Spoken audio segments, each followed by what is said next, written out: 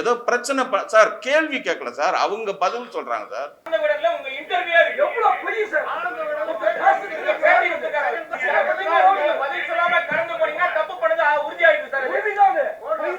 இப்படி எப்படி வேணாலும் கேள்வி கேட்கலாம். ரொம்ப பெரிய பிரச்சனை கிடையாது.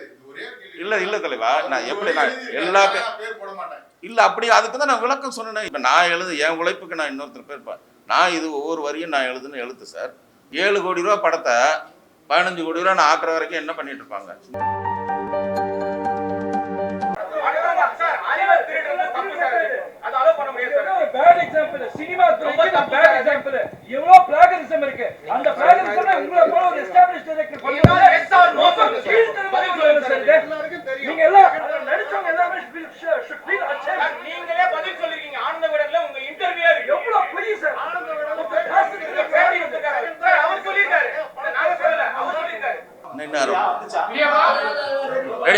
நான் கொஞ்சம் சைலண்ட் பேச. ஒரு சாதாரண அசிஸ்டன்ட் டைரக்டர் ஆரம்பிச்சு டைரக்டர் ஆகி ப்ரொடியூசர் ஆகி டிஸ்ட்ரிபியூட்டர் ஆகி ஒரு என்னோட 27 வருஷ வளர்ச்சியில் என்னை ஒரு ஏணி மாதிரி இருந்து எல்லாருமே தூக்கி விட்ட உங்கள் எல்லாருக்கும் முதல்ல வருக வருகன்னு வரவேற்கிறேன். மாலை வணக்கம். இப்போ வந்து சமீபத்தில் ஜாலியோ ஜிம்கானா ப்ரெஸ் மீட் நடந்துச்சு.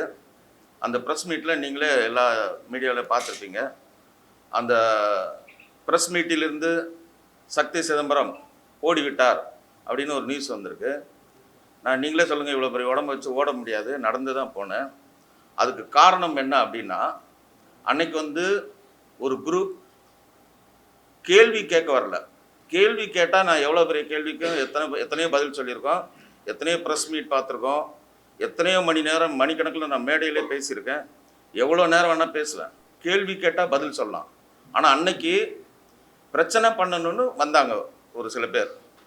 அப்போ நான் வந்து ஒரு ப்ரொடியூசர் ஃபஸ்ட் டைம் அந்த படத்துக்கு வந்து ஒரு ப்ரெஸ் மீட் வைக்கிறாரு, செலவு பண்ணி வைக்கிறாரு. அந்த ப்ரெஸ் மீட்டு ஸ்பாயில் ஆகிடக்கூடாது, அது வார்த்தைகள் வந்து அவங்க பேசுகிறதுல வந்து எதுவும் அது விபரீதமாகிடக்கூடாது, பிரச்சனை ஆகிடக்கூடாதுன்றனால நான் மௌனமாக அந்த இடத்த விட்டு கலைஞ்சி பின்னாடி நம்ம பத்திரிகை நண்பர்கள்கிட்ட இதுக்கான ஒரு விளக்கம் கொடுக்கலாம் ரிலீஸ்க்கு முன்னாடின்னு சொல்லிட்டு, நாளைக்கு படம் ரிலீஸு, அந்த விளக்கத்தை தான் இப்போ நான் வந்து கொடுக்குறேன். இப்போ என்னென்னா, நான் வந்து ஒரு 27 வருஷமாக இருக்கிறேன், ஒரு 19 படம் பண்ணியிருக்கேன். இது வரைக்கும் எனக்கு லைஃப்பில் கேரியரில் இந்த மாதிரி திருட்டு, இந்த காப்பி அடிச்சிட்டாரு, அந்த மாதிரி எந்த கெட்ட பேரும் கதையாக இருக்கட்டும் எதுவாக இருக்கட்டும் அந்த மாதிரி வந்ததே கிடையாது. 20 படம் பண்ண நான் எத்தனையோ படத்துக்கு கதை எழுதியிருக்கேன், வசனம் எழுதியிருக்கேன். என்னோடய படம் ரீமேக் வந்து சார்லி சாப்ளின் ஒரு படம் வந்து எல்லா மொழியிலையும் ரீமேக் ஆகிருக்கு. அவ்வளோ சாதனை பண்ண நான் ஒருத்தரோட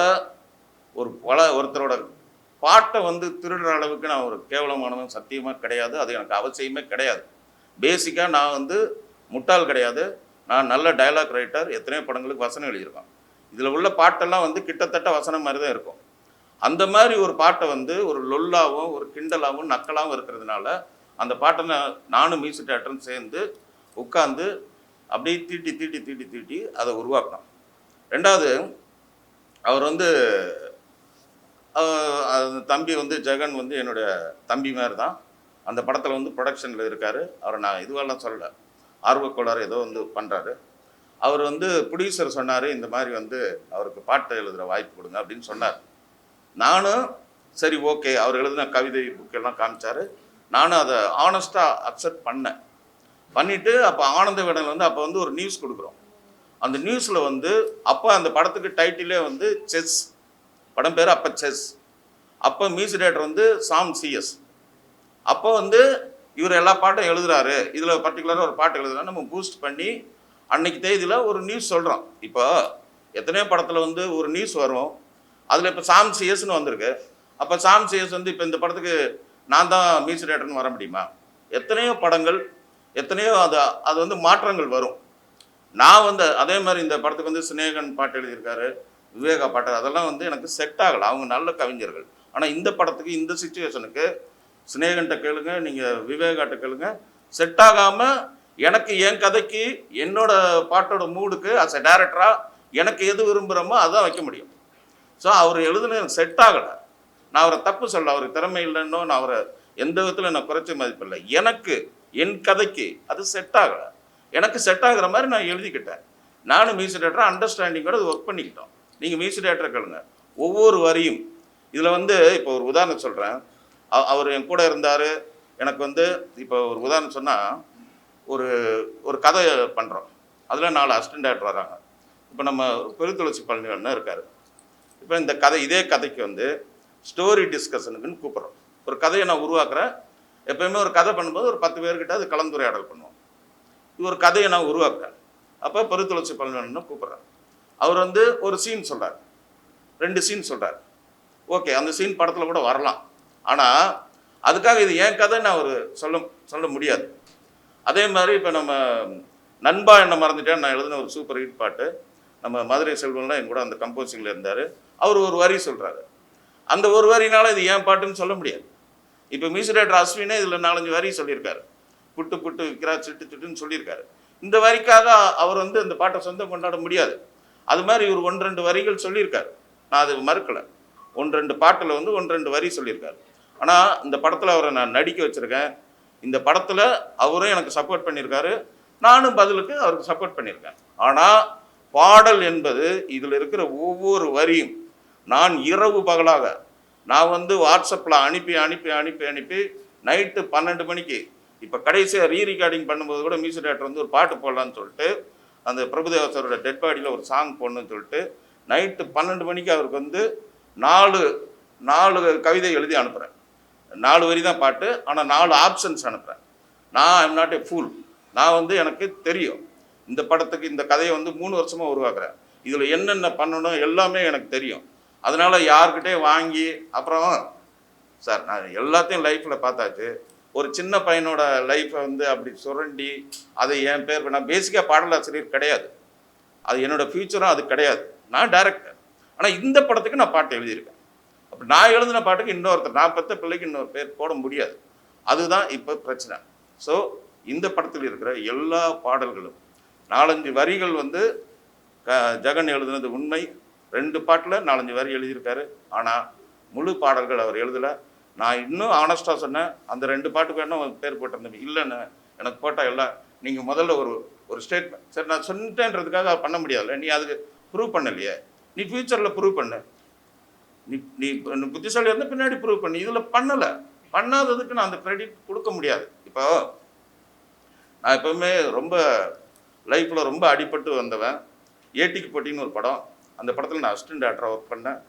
அந்த சூழ்நிலை காரணமாக என்னோடய டைட்டிலில் வந்து முழு படம் ஒர்க் பண்ணி என் பேர் அசிஸ்டன்ட் டைரக்டர்னே வராது. அதில் நடிகர்கள் பேரில் என் பேர் போட்டாங்க, சின்ன சீன் நடித்தேன்னு சொல்லிட்டு.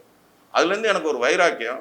என் படத்தில் அசிஸ்டன்ட் டைரக்டராக ஒரு நாள் ஒர்க் பண்ணால் கூட அவங்க பேரை டைட்டில் கிரெடிட் போடுவேன். எனக்கு அதில் எந்த மைனஸுமே கிடையாது. ஆனால் இந்த ஒரு டைட்டில் கிரெடிட் வச்சு அந்த அசிஸ்டன்ட் டைரக்டருக்கு நாளைக்கு ஃபியூச்சரில் ஒரு படம் கிடச்சா எனக்கு அது சந்தோஷம். ஸோ அந்த மாதிரி டைட்டில் கிரெடிட்டுக்கு வந்து நான் பயப்படுறவனே கிடையாது. இந்த படத்துலேயே ஆண்டின்னு சொல்லி ஒரு கிரியேட்டிவ் ஹெட், ப்ரொடியூசருக்கு வேண்டிய நண்பர், அவர் வந்து மகாராஷ்டிராவில் இருக்கார். அவர் பேரை போட மறந்துட்டேன். அதுக்கப்புறம் டிசைனருக்கு ஃபோன் பண்ணி, சார் கிரியேட்டிவ் ஹெட் ஆண்டின்னு போடுங்க அப்படின்னு சொன்னேன். இது ஜெகனுக்கு தெரியும். ஸோ ஒருத்தரோட கிரெடிட்டை வந்து நான் எந்த காரணத்தை கொண்டும் அந்த உழைப்புக்கு தகுந்ததை கண்டிப்பாக கொடுத்துருவேன். இந்த படத்தை பொறுத்த வரைக்கும் ஆல் சாங்ஸ் ரிட்டன் பை சக்தி சிதம்பரம். இது என் கூட இருக்கிற பிரபுதேவாவுக்கு தெரியும், என்னோட மியூசிக் டைரக்டருக்கு தெரியும், எல்லாருக்கும் தெரியும். இது ஒரு படம் ஜெயிச்சுன்னா, ஒரு பாட்டு ஜெயிச்சுச்சுன்னா, ஒரு படம் ஜெயிச்சுன்னா இந்த பழுத்த மரத்தை கல்லடி அடிக்கிற மாதிரி இது என்னதுன்னு சொல்கிறது வந்து இது. அப்புறம் ஒரு சபையில் வந்து ஒரு பேட்டி கொடுக்கறது, என்னென்னமோ பேசிட்டு தெரியுறாப்பா அந்த தம்பி. எனக்கு என்ன பயமாக இருக்குன்னா, அப்புறம் சொல்லியிருக்காரு அவருக்கு தத்தகாரம் கூட தெரியாதுன்றிருக்காரு. எனக்கு 20 படம் பண்ணியிருக்கேன், எத்தனை பாட்டு ஹிட்டு பாட்டு கொடுத்துருக்கேன், ஆசைப்பட்ட எல்லாத்தையும் காசு இருந்தவங்களா, அது டியூனே வேறு. நாங்கள் தான் அதை டியூனுக்குள்ளே நானும் தேவாசாரம் கொண்டு வந்து ஒரு புது கவிஞரை வச்சு அது பண்ணோம். தத்தகாரம் எனக்கு தெரியாதுன்னு ஒரு டைரக்டர், இத்தனை படம் பண்ண டைரக்டரை பற்றி சொல்கிறேன். இந்த தம்பியை நாளைக்கு எந்த டைரக்டரு கூப்பிடுவாங்க, எனக்கு வருத்தமாக இருக்குது. எனக்கு நிறைய டேரக்டர் ஃபோன் பண்ணாங்க, டேரக்டர் யூனியன்லேருந்து பண்ணேன். என்ன சக்தி சார் உங்களை பற்றி இந்த மாதிரி சொல்கிறாங்க, விடுங்க சின்ன பையன் ஏதோ சொல்கிறாப்ல அப்படின்னு தான் நான் அது பெருந்தன்மையாக எடுத்துக்கிட்டேன். அவருக்கு தத்தகாரத்தை பற்றி தெரியாது. அப்புறம் எங்கள் ப்ரொடியூசர் வந்து 8 கோடி ரூபாயில் படம் பண்ண சொன்னார், இவர் 15 கோடி ஆக்கிட்டாரு. அதனால வந்து அதை வந்து இல்லைன்னா படத்தை வந்து அவர் நிறுத்திடுவார். அதனால தான் அப்போ சொல்லாமல் ஏன் அப்போ சொல்ல வேண்டியதானே அப்படின்னு கேட்டால், நான் என்ன மெட்ராஸில் தானே இருக்கேன், அமெரிக்காவில் இருக்கேன், வீட்டுக்கு வந்து சட்டையை பிடிச்சி சண்டை போடு, ஏன் மீடியாவில் இப்படி சொல்லிட்டு இருக்க? நான் இங்கே தானே இருக்கேன், நீ எழுதுனல்ல, வீட்டுக்கு வா, ஏன் சார் இப்படி பண்ணி கேளு, ஏன் இப்படி பின்னாடி பின்னாடி பின்னாடி வந்து பேட்டி கொடுத்துட்டே இருக்கிற? உண்மையிலே நீ அதை எழுதியிருந்தா வீட்டுக்கு வந்து நேரடியாக நான் தான் எழுதுனேன்னு ஆர்த்தண்டிக்காக சொல்ல வேண்டியதானே? சொல்ல முடியாது, ஏன்னா அதில் உண்மை இல்லை, அதான் உண்மை. அதனால தான் இந்த மாதிரி பேட்டி கொடுக்கறது, பத்திரிக்கை அவருக்கு வேண்டிய ஒரு 4-5 பேரை செட் பண்ணுறது, அதுக்கு ஒரு கமெண்ட்ஸ் போடுறது, இதெல்லாம் ரொம்ப கீழ்த்தரமாக இருக்குது, ரொம்ப மனசு வருத்தமாக இருக்குது. நீ போராடி ஜெயிச்சு வா, நீ உன்னோட இதை அப்படி. நான் சத்தியமாக என் குழந்தை மேலே ஆணையம் சொல்கிறேன், இன்னொருத்தர் எழுதின பாட்டுக்கு நான் கண்டிப்பாக பேர் போடலை. இது வந்து என்னை சேர்ந்த எல்லாருக்கும் தெரியும். நான் அந்த சாகிற வரைக்கும் சினிமாவில் இருப்பேன், ஐ லவ் சினிமா. அந்த மாதிரி ஒரு 3rd கிரேடான கேரக்டர் நான் சத்தியமாக கிடையாது. ஒரு பேர் போடுறதுல எனக்கு இது கிடையாது. ஆனால் இதையே ஒரு நாகரிகமாக என்கிட்ட வந்து பர்சனலாக ஏதாவது கேட்டிருந்தா கூட நான் எதாவது, நீ மீடியாவை கூப்பிட்டு நீ அசிங்கப்படுத்துறது, அப்புறம் வந்து 8 கோடி படத்தை வந்து 8 கோடி எப்படிங்க 15 கோடி ஆக முடியும்? எனக்கு இது வரைக்கும் அந்த மாதிரி ஏதாவது கெட்ட பேர் இருக்கா? சக்தி சிதம்பரம் வந்து ஒரு ஷார்ட் டைமில் படத்தை முடிச்சிருவாரு, ஒரு காமெடி படம் இதுதான் நான் வாங்கியிருக்கேன். படம் வந்து 18-19 படம் பண்ணியிருக்கேன், 10 படம் ஹிட்டு, 4 படம் ஆவரேஜ், 4 படம் ஃப்ளாப். ஸோ ஒரு லைம் லைட்டில் இருந்துக்கிட்டே இருக்கேன். என் கூட இருக்க நிறைய டேரக்டர் இல்லை, ஆனால் இன்னைக்கு நான் படம் பண்ணிகிட்டு இருக்கேன், நான் உழைச்சிக்கிட்டே இருக்கிறேன், நான் ஓயிறதே இல்லை. என்னையை வந்து சும்மா வந்து ஒரு ஒரு இதில் உட்காந்துக்கிட்டு அப்படியே வந்து பேட்டி கொடுக்குறது, இந்த மாதிரி இதெல்லாம் வந்து மனசு ரொம்ப கஷ்டமாக இருக்குது. இதை நான் உங்களோட ஷேர் பண்ணிக்கிறதுக்காக தான் உங்களுக்கு நான் வர சொல்லியிருக்கேன் சார். இதுதான் சார் உண்மையை நடந்தது சார். இந்த விளக்கம் ஏ சார், இந்த விளக்கத்தை நேரத்துக்கு சொல்லியிருக்கலாம் ஸ்டேஜில் சார். அதான் சார், 4 பேர் வந்து இப்போ நீங்கள் கேட்குறீங்கல்ல, இது நாகரிகமான கேள்வி. அதுக்கு முன்னாடி நான் அங்கே போகிறதுக்கு முன்னாடி ஒரு ரூமில் வச்சு என்கிட்ட நிறைய கேள்வி கேட்டாங்க, அதுக்கு நான் நாகரிகமாக பதில் சொல்கிறேன். அவங்க வந்து நின்னதே ஒரு சத்தம் கொடுத்து, ஒரு சவுண்டு கொடுத்து, ஏதோ பிரச்சனை சார், கேள்வி கேட்கல சார், அவங்க பதில் சொல்கிறாங்க சார். அப்போ நான் என்ன சார், இப்போ நான் விளக்கம் இப்போ நான் கொடுக்குறேன். அதனால தான் நான் அங்கேருந்து வந்தது என்னென்னா, அது வார்த்தை தடிப்பாயிரும் சார்.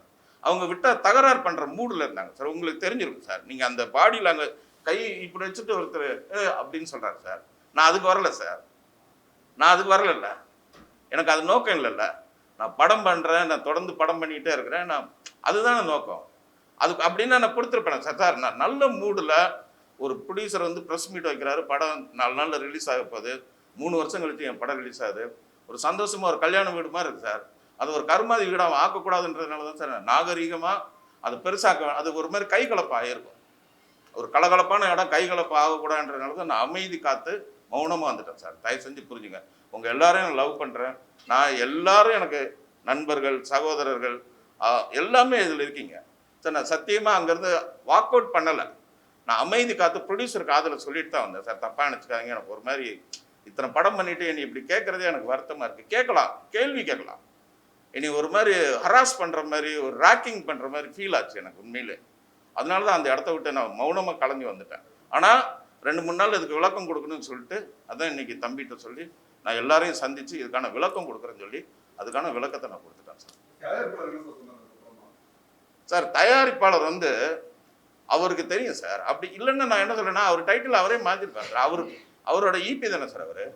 அப்படி ஒருவேளை அவர் எழுதியிருந்தால் அவர் மாற்றிருப்பார்ல சார். அவருக்கு தெரியும் சார், அவருக்கு தெரியும்ல, அவருக்கு என்னோட திறமை தெரியும்ல சார். இந்த தயாரிப்பாளர் பாம்பேயில் போய் அவர்கிட்ட நான் கதை சொல்கிறேன், நைட்டு 11 மணிக்கு கதை கேட்குறாரு. டயர்டாக வந்து என் ரூமுக்கு வந்து கதை கேட்டேன். பாம்பேயில் போய் தங்கினேன், காலையில் அவர் ஆஃபீஸில் பார்த்தேன். நான் நைட்டு வந்து கதை கேட்குறேன்னு 7 மணிலேருந்து வெயிட் பண்ணி 11 மணிக்கு வந்து என் ரூமில் வந்து கதை கேட்குறாரு அவர் 4 நண்பர்களோட. நான் என்னடா நைட்டு 11 மணிக்கு கேட்குறாரு என்னன்னு சொல்லிட்டு ஃபுல் சார்ஜ் இறங்கிடுச்சு. சரின்னு சொல்லி ஃபுல் சார்ஜ் ஏற்றிட்டு திருப்பி 2 மணி நேரம் கதை சொன்னேன் சார். ஃபுல் கதை கேட்டு அவர் விழுந்து சிரிச்சுட்டு அவர் சொன்ன வார்த்தை, சார் இவ்வளோ டயர்டில் நாங்கள் சிரிக்கிறோம், ஆடியன்ஸ் இதே மாதிரி சிரிச்சிட்டாங்கன்னா படம் ஹிட், இந்த படம் நான் எடுக்கிறேன் சார் அப்படின்னு சொன்னார். என் திறமை மேலே அவ்வளோ அசாத்திய நம்பிக்கை. அவர் சொல்லுவார், சார் நீங்கள் இந்த உடம்பை வச்சுட்டு நீங்கள் ஓடுறது ஆடுறது இதெல்லாம் பார்க்கும்போது எனக்கு ரொம்ப மகிழ்ச்சியாக இருக்குது சார். நான் கூட எல்லாம் சக்தி சிதம்பரம் எவ்வளோ லேசியாக இருப்பேன், பயங்கர ஸ்பீடாக இருக்குங்க சார்னு என்னை வந்து இப்போ நான் இங்கே வர்றதுக்கு முன்னாடி கூட நாளைக்கு நம்ம தேட்டருக்கு எல்லாம் போகிறோம், என் கூட ரொம்ப என்னை வச்சு அடுத்த படம் பண்ணுவார், ரொம்ப சந்தோஷமான மனநிலையில் இருக்கார் அவர். சார், இந்த படம் தமிழ்நாடு அவரே ரிலீஸ் பண்ணுறார், ஏன்னா படம் அவருக்கு அவ்வளோ பிடிச்சிருக்கு. எங்கிட்ட படம் பார்த்துட்டு அவர் சொன்னது, நீங்கள் சொன்னதை விட நல்லா எடுத்துறீங்க சக்தின்னு சொன்னார். நீங்கள் அவர்கிட்ட இதை கேட்டுப்பாங்க.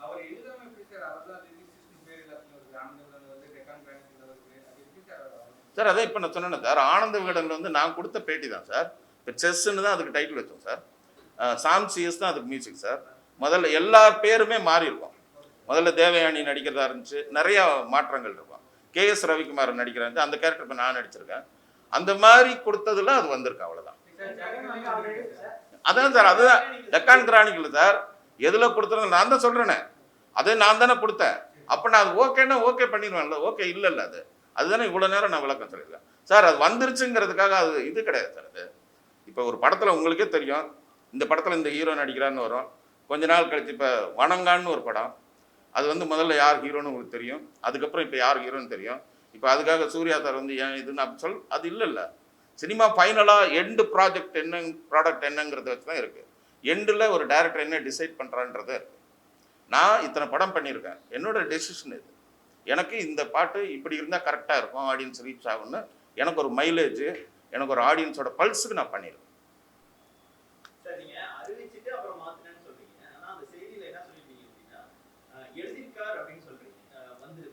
அதான் அது அது ஸ்லிப்பில் வர்றதா சார். அது இவ்வளோ அக்யூரேட்டா தலைவா அது உங்க மேல வந்து எந்த குற்றச்சாட்டுமே வந்து இல்லைங்க. ஆனா உங்களுடைய என்னமா கண்ணு படம் சத்யராஜ் வச்சு எடுத்தீங்க இல்லையா, அது வந்து ஆனந்தராஜை வச்சு சபாஷ் பாண்டியா அப்படிங்கிற பேர்ல சண்முக வேலுங்கிற இயக்குனர் எடுக்க முயற்சி செஞ்சு 18 நாள் அந்த படம் டிராப் ஆகுது.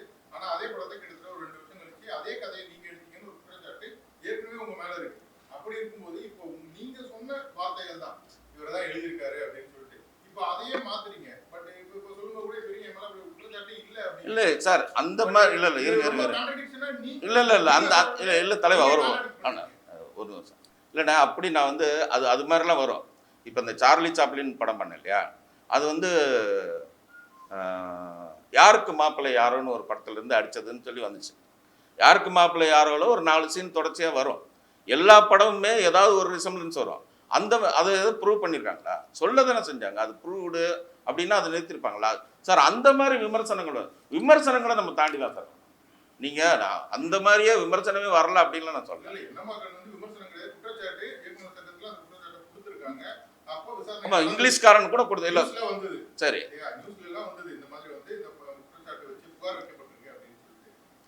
அந்த புகார் நிரூபிக்கப்படலையா சார்? குற்றச்சாட்டு யார் மேலே வேணா யார் வேணா கல்லறிங்க, அது நிரூபிக்கப்பட்டிருக்கான்னு கேட்குறேன். அது நிரூபிக்கப்பட்டு இல்லை, இது அவரோட இப்போ கத்தின்னு ஒரு படம் வந்துச்சு, அதில் ஒரு இது அது வந்துச்சு உங்களுக்கு தெரியும், அவரோட கதைன்னு சொல்லி அது அதுக்கு செட்டில்மெண்ட் அந்த மாதிரி ஆயிருக்கான்னு கேட்குறேன். இப்போ சர்க்காருன்னு அந்த மாதிரி ஆகலை எனக்கு. நான் 90% பாசிட்டிவ் வைப்ரேஷனில் பிறந்தேன். காமெடி படம் பண்ணுறான், யாரையும் கட் பண்ணுறது அந்த மாதிரி நமக்கு நோக்கம் கிடையாது. யாரோ ஒருத்தர் நம்ம மேலே கல் எறிவாங்க, அதுக்கு நம்ம கவலைப்பட்டுட்டு இருந்தால் அடுத்த ஸ்டெப் போக முடியாது. எனக்கு எவ்வளோ அப் அண்ட் டவுன்ஸ் இருந்திருக்கும். நீங்கள் யோசிச்சு பாருங்கள், காவலன்னு ஒரு படம் பண்ணோம், அதில் அப்படியே பெரிய சர்க்கிள் நான் சேர்த்து சின்ன சின்ன காசெல்லாம் மொத்தமாக விட்டோம். திருப்பி டைரக்டர் ஆகி போராடிக்கிட்டே இருக்கிறேன். ஸ்டில் நான் போராடி ஏதோ ஒன்று பண்ணிக்கிட்டே தான் இருக்கிறேன். அதில் சில நீங்கள் சொன்ன மாதிரி வரதான் செய்யும், அதுக்காக நம்ம ஃபேஸ் பண்ணி தான் ஆகணும். எப்படி எப்படி அதான் நான் சொல்கிறேன்ல. இப்போ அவருக்கு நான் ஏற்கனவே அந்த மாதிரி ஒன்று சொல்லியிருக்கோம். அவரு கூட இருந்து 2-3 வரி சொல்லியிருக்காரு, அதெல்லாம் நான் இல்லைன்னு சொல்லலையே. நான் மொத்த பாடல்கள்னு போட முடியாதுன்னு தானே இப்போ பிரச்சனை சார். அவரு இல்லை சார், அவர் வந்து இந்த கான்ட்ரவர்சிக்குள்ளே வரமாட்டார் சார். பிரபுதேவா உங்களுக்கு தெரியும், அது அவர் தான் எழுதினாருன்னு ஒரு மேடையில் வச்சு அப்படி சொல்ல முடியாதுல்ல. அவர் ப்ரொடக்ஷன் சார் இல்லை இல்லை அப்படி இல்லை சார். சார் ஒரு பப்ளிக் ஸ்டேஜில் வச்சு அவரை இது பண்ணி அப்படி ஏற்கனவே அங்கே பிரச்சனை போயிட்டுருக்கு, அப்புறம் திருப்பி அவரை கத்துவாங்க. அந்த சவுண்டை அவர் வந்து அதை ஆஃப் பண்ணி அடுத்த மூடுக்கு எடுத்துகிட்டு போயிட்டுருக்காரு. அதை கூட நான் வெளியில் வந்து வீடியோவில் தான் பார்த்தேன், நான் வெளியில் வந்துட்டேன். அவர் வந்து அதை கொஞ்சம் கூல் பண்ணி அவர் ஏதோ ஒரு வார்த்தை சொன்னார், இது பேச வேண்டிய இடம் இல்லைன்னு சொன்னதுக்கு அதுக்கே கத்துனாங்க. அதுக்கப்புறம் அவர் ரூட்டை மாற்றி போயிட்டார்.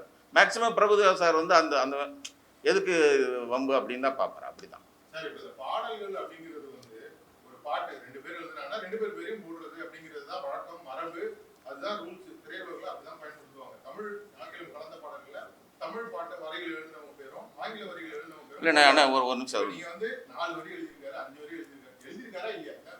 எழுதியிருக்காரு, நீங்க ஒத்துக்கிட்டீங்க. இல்லை இருங்க அண்ணா இருங்கண்ணா மரபுகிற இதில் வந்து என்ன இருங்க ஒரு நிமிஷம் இருங்க. எனக்கு அது கரெக்டாக இருந்துச்சுன்னா நான் பண்ணியிருப்பேன்ல. இது என்னோட படம் தானே. நான் தானே ஒரு டைரக்டர். வரி எழுதியிருக்காரு, ஆனா நான் பேரை போட மாட்டேன். இதான் உங்களோட இல்லை இது நீங்கள் வேணும்னா இப்படி பேசுனீங்கன்னா அதுக்கு பதில் கிடையாது. இல்லை இல்லை தலைவா, இப்படி எப்படி வேணாலும் கேள்வி கேட்கலாம். இது ரொம்ப பெரிய பிரச்சனை கிடையாது. இது ஒரே கேள்வி. இல்லை இல்லை தலைவா, நான் ஒரு எப்படி வரி நான் எழுதியிருக்காரு, எல்லா ஆனா நான் பேர் போட மாட்டேன். இல்லை அப்படி அதுக்கு தான் நான் விளக்கம் சொன்னேன். இப்போ அவர் வந்து ஒரு சீன் சொன்னார், அதுக்காக அவர் பேர் போட முடியுமான்னு கேட்டேன். அவ்வளோ டீட்டெயிலாக சொன்னார். பாட்டு எழுதிருக்கேன்னு சொல்றாரு உங்க படத்துல. எது நேத்து அவர் சொல்லும்போது அவர் அவர்கிட்ட தான் கேட்கணும். அவர் அவர் அவரோட பிரஸ் மீட்டில் நீங்க சொன்னது அவரு எழுதியிருக்காரு. எழுதியிருக்காரு. அவரே ஒரு பேட்டியில் சொல்லியிருக்காரு, ஜிஹெச்ல குத்துறாங்க ஊச்சி ஊச்சி, அது வந்து டைரக்டர் அவங்க காலேஜில் எழுதின பாட்டுன்னு அவரே சொல்றாரு. இல்லை அது இப்போ அது இல்லை.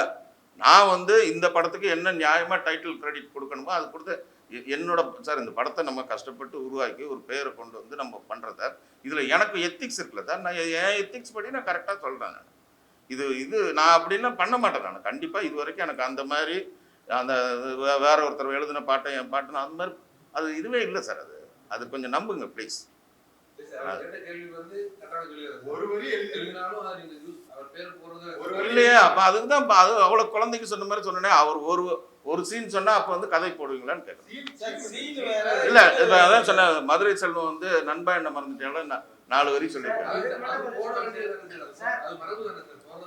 சார். அது என்னோட இஷ்டம். சரி, இப்போ ரீசெண்டா தனுஷ் சார் படத்துல ஒரு பையன் ஒரு 4 வரி சொன்னதுக்கு ஒரு வரி அவர் பேர் எழுதியிருக்காரு, போடாரு. ஆனா அந்த ஒரு வரி எழுதுனதுக்காக நான் பேர் போட மாட்டேன் அப்படிங்கிறது உங்களோட கருத்தா அப்படிங்கிறத கேள்வி. இல்லை சார், இது எனக்கு புரியல சார். ஒரு வரி எழுதியிருக்காருன்ற ஒத்துக்கிறாங்க. ஒரு வரியாவது பாட்டுல பயன்படுத்தி அப்போ பாட்டில் வந்து ஒரு வரி எழுதியவர்னு போடணுமா? இல்ல பயன்படுத்திட்டீங்களா? இந்த பாடலில் ஒரு வரி எழுதியவர்னு போடணுமா? பயன்படுத்தி இல்லைங்க, பயன்படுத்துறதுக்கு நான் அவர் படத்தில் நடிக்க வைக்கிறேன். அவருக்கு அதுக்கு வேற மாதிரி ஒரு பரிகாரம் செய்கிறேன்ல சார். இந்த படத்தில் பெரிய கேரக்டர் நடிக்க வச்சிருக்கு சார். கேரியருக்கு பெஸ்ட் கேரியர் நடிக்க வச்சிருக்கு சார். சார் பரிகாரமா தான் நடிக்க வச்சீங்களா சார்? அதுக்கு முன்னாடியே நடிக்க வைக்கிறாங்க. அண்ணே என்னண்ணே, நான் ஒரு விளக்க இது பண்ணுறேன், திருப்பியும் அது கான்ட்ரவர்சியாக கேள்விகளுக்கு பதில் சொல்ல மாட்டீங்க. சார் நீங்க தெளிவான ரொம்ப பெரிய எல்லாம் காம்ப்ளிகேட்டடே கிடையாது.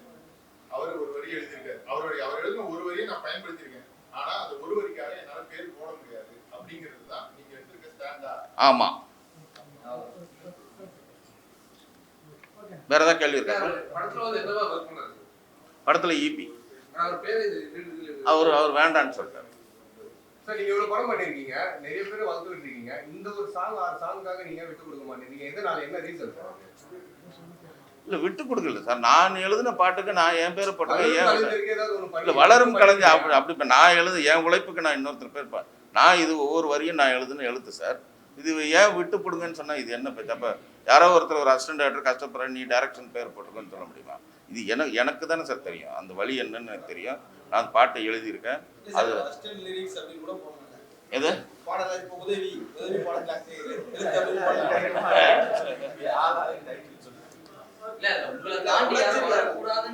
என்னை தாண்டி வரக்கூடாதுன்னா என்னென்ன வணக்கம் அப்படியா? ஒரு வரி எழுதினாருன்றதை நீங்களே ஒத்துக்கிறீங்க. என்னுடைய படம் எனக்கு போடுறதுக்கு இஷ்டம் இல்ல அப்படின்னு சொல்றீங்க சார். இது என்ன சார், ஒரு வரி எழுதினாருன்றதை ஒத்துக்கிறேன் சார். தனி மனித விரோதத்தின் காரணமாகவோ இல்ல தனி மனித விரோதம்லாம் அவர் மேல அந்த தம்பி வளரக்கூடாதுன்னு நான் நினைக்கிறவனே கிடையாது. அவர் இல்ல அவர் வளர 10 வரிகள் எழுத இடத்துல ஒரு வரிகள் எழுதியிருந்தாலும் அவரும் பாடலாசிரியர் தான் அந்த படலுக்கு. அப்படி இருக்கும்போது 9 வரி எழுதுனா நான் பெருசு, ஒரு வரி எழுதுனா அவர் சின்னதுன்னு நீங்க உங்களுடைய பாயிண்ட் ஆஃப் வியூல சொல்றீங்க. ஆனா எழுதுனது எங்களை பொறுத்த வரைக்கும் 2 பேரும் பாடலாசிரியர் தான் அப்படின்றது எங்களுடைய கருத்து. அது போல உங்களுக்கு விருப்பம் இல்லை அப்படின்றப்போ உங்களுக்கு வந்து அதை தாண்டி அவர் வளரக்கூடாது, என் பேர் தான் இருக்கணும்னு நீங்க நினைக்கிறீங்களா? அவர் வளரக்கூடாதுன்னு நான் சொன்னேன். இல்ல கேக்குறேன், எனக்கு விருப்பம் இல்ல இல்ல நீங்களா தான் சொல்றீங்க அவர் வளரக்கூடாதுன்னு. அந்த அவர் இல்ல சார் இல்லங்க, இதனால வளர்றதுன்னு இல்லைங்க. வளர்றதுங்கிறது அவரு சார் வளரக்கூடாதுன்னு நான் அந்த மாதிரி அந்த தம்பி எனக்கு வேண்டியவர். எனக்கு ப்ரொடக்ஷன்ல வந்து நிறைய ஹெல்ப் பண்ணியிருக்காரு. நிறைய விஷயத்த நான் அவர் மூலமா வந்து ப்ரொடியூசர்கிட்ட வந்து இப்படி பண்ண தம்பி, ஒரு டப்பிங் ஆர்டிஸ்ட் கூட ஒருத்தர் முதல்ல ஃபிக்ஸ் பண்ணோம், இது நீ பேசணும்னு எனக்காக பேசி கொடுத்துருக்காரு. நிறைய பண்ணிடுறேன், அண்டர்ஸ்டாண்டிங் இருக்கு. இந்த ஒரு விஷயத்துல நான் இந்த எல்லா பாடலும் எழுதியிருக்கேன். இந்த படத்துல சோலோ கிரெடிட் என்னோடதுங்கிறது என்னோட இது. அவ்வளவுதான்.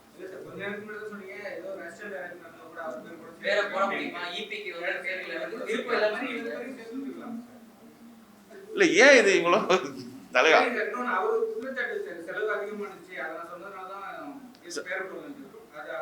சரி, இப்போ 7 கோடி ரூபாய் படத்தை வந்து 15 கோடி ரூபா ஆக்குறதுன்றது தலைவர் ஒரு நிமிஷம். 7 கோடி ரூபா படத்தை 15 கோடி ரூபா நான் ஆக்குற வரைக்கும் என்ன பண்ணிட்டு இருப்பாங்க? சும்மா இருப்பாங்களா? சொல்லுங்க சொல்லுங்க. ஒரு ஈபி வந்து சும்மா இருப்பாரா? 8 கோடி ரூபா நான் எக்ஸ்டெண்ட் பண்ணுற வரைக்கும் 1 லட்ச ரூபா எக்ஸ்ட்ரா போனாலே சினிமாவில் எவ்வளோ கேள்வி இருக்குன்னு தெரியும். ஒரே ஒரு நாள் ஜான் விஜய் வந்து குற்றாலத்தில் ஷூட்டிங்கில் வந்து பயங்கர மழை. ஆக்சுவலி இதில் நிறைய ஆர்டிஸ்ட் 18 ஆர்டிஸ்ட்டு. ஜான் விஜய் வந்து அன்றைக்கி சும்மா உட்கார வேண்டிய சூழ்நிலை ஆயிடுச்சு. ஏன்னா நாங்கள் வெளியில் அவுட்டோரில் எடுக்க வேண்டிய சீனை வந்து அன்னைக்கு காம்ப்ரமைஸ் பண்ணி கொஞ்சம் சீனை மாற்றி இன்டோருக்கும், ஏன்னா மழை பெய்யறதுனால மாற்றிட்டோம். மாற்றுறதுனால சில பேர் சும்மா உட்கார வேண்டியதாக இருக்குது. சில பேர் பேக்கேஜில் வந்துடுறாங்க. ஜான் விஜய் வந்து பெர் டே பேசிஸில் வர்றாரு. அவருக்கு ஒரு நாளைக்கு 1 lakh. அவர் சும்மா உட்காந்துருக்காரு. இதை வந்து ஃபோட்டோ எடுத்து ப்ரொடியூசருக்கு அனுப்பி 1 lakh லாஸ் ஆகிடுச்சுன்னு சொல்லி ப்ரொடியூசர் எனக்கு மெசேஜ் போட்டு வாட் ஹேப்பன்னு அனுப்புகிறாரு. சார் இந்த மாதிரி அதுக்கப்புறம் நான் நைட்டு ஷூட்டிங் முடிஞ்சதுக்கப்புறம் அவர்கிட்ட ஏன்னா ஒரே வரியில் சொல்ல முடியாது. இல்லை சார், இன்னைக்கு எடுக்க வேண்டிய சீன் எடுக்கல, சீன் மாற்றிட்டோம். இல்லைன்னா நம்ம எல்லாம் சும்மா உட்காந்துருக்கணும். ஒரு நாளைக்கு 5 லட்ச ரூபா வேஸ்ட் ஆகும். 5 லட்சத்தை கம்பேர் பண்ணும்போது 1 லட்சம் ஆகும். இவ்வளோ பர்ஃபெக்டாக இருக்கிறவங்க 7 கோடி படத்தை 15 கோடி ஆக்குறவங்க சும்மா இருப்பாங்களா? சார் இந்த படத்தோட ப்ரொடியூசர் ஃபஸ்ட்டு நான் சொன்ன பட்ஜெட்டை விட அவரே இப்போ முதல்ல வந்து கதை சொல்லும்போது யோகி பாபு கிடையாது. நான் சொல்கிறேன், இது ஒரு search father character Yogi Babu பண்ணால் சூப்பராக இருக்கும்னு சொல்கிறேன். அப்படியா சூப்பராக இருக்குமா? எவ்வளோ கேட்பாரு? எனக்காக கொஞ்சம் கம்மி பண்ணுவேன், பண்ணுங்க. அவருக்கு ஒரே trans India media producer Rajendra Rajan சாருக்கு ஒரே ஆம்பிஷன், இந்த தொழிலில் நான் ஜெயிக்கணும், எனக்கு 1 கோடி 2 கோடி. இதே வார்த்தை அவர் சொல்லியிருக்காரு. அவர் ஒரு பேட்டியிலே சொல்லியிருக்காரு. நான் வந்து சித்ராலட்சுமி சாரோட ஒரு பேட்டியில் அவர் சொல்லியிருக்காரு, நான் வந்து என் தொழிலில் நான் கிங்கு, சினிமாவில் நான் ஜெயிக்கணும், எனக்கு 1 கோடி 2 கோடி மேட்டரில். சக்தி சிதம்பரம் என்கிட்ட நான் முதல்ல சொன்னேன், சார் இது நல்லா பண்ணால் பெருசாக வரும். இதே இப்போ குற்றாலம் தென்காசின்னு எடுக்கிறோம் கதை சொல்லும்போது, அதே வந்து ஏன் இந்த டெட் பாடி வச்சு நீங்கள் வந்து மெட்ராஸில் எடுக்கலாமான்னு அவர் கேட்கலாம். ஆனால் அவர் கேட்கல, அவர் நல்லா பண்ணுங்கன்னு சொன்னார். இது தேவை 7லேருந்து 15 அப்படிலாம் சினிமா நடக்காது. இது ஒரு அபாண்டமான குற்றச்சாட்டு. எனக்கு அந்த மாதிரி எந்த படத்துலையும் கிடையாது. நான் வந்து சார்லி சாப்ளின் 2ன்னு ஒரு படம், அது வந்து நீங்கள் சிவா சாருக்கு ஃபோன் பண்ணி, சிவா சார் அம்மாக்கு அவருக்கே ஃபோன் பண்ணி கேளுங்க. அந்த படம் நான் ஃபஸ்ட்டு கொடுத்த பட்ஜெட் வந்து இது சொல்லலாம்னு தெரில, ஃபஸ்ட்டு கொடுத்தது 11 கோடி ரூபா பட்ஜெட்டு. ஆனால் நான் பண்ணி முடித்தது 9.5. இதுக்காக எனக்கு 10 லட்ச ரூபா எக்ஸ்ட்ரா கொடுத்துருக்காரு. நீங்கள் அம்மா கிரியேஷன் சிவா சாருக்கு யார் வேணாலும் ஃபோன் பண்ணி கேளுங்க. அப்படி நான் நல்ல பேர் வாங்கினதுனால தான் ஒரு படம் ஓட சார், எனக்கு வருஷம் 2-3 படங்கள் கூட ஓடல சார். இப்போ நான் தொடர்ந்து படம் பண்ணுறது என்னோட கேரக்டருக்காக தான் சார் கொடுக்குறாங்க. சரி ஓகே, அவன் சின்சியராக படம் பண்ணுவான் அப்படின்ட்டு தான் சார் கொடுக்குறாங்க. அதனால இந்த குற்றச்சாட்டு எனக்கு நன்றி நன்றி நன்றி நன்றி. அதாவது தவறாக பேசுறதுனா மன்னிச்சிருங்க. நன்றி நன்றி நன்றி. தேங்க்யூ.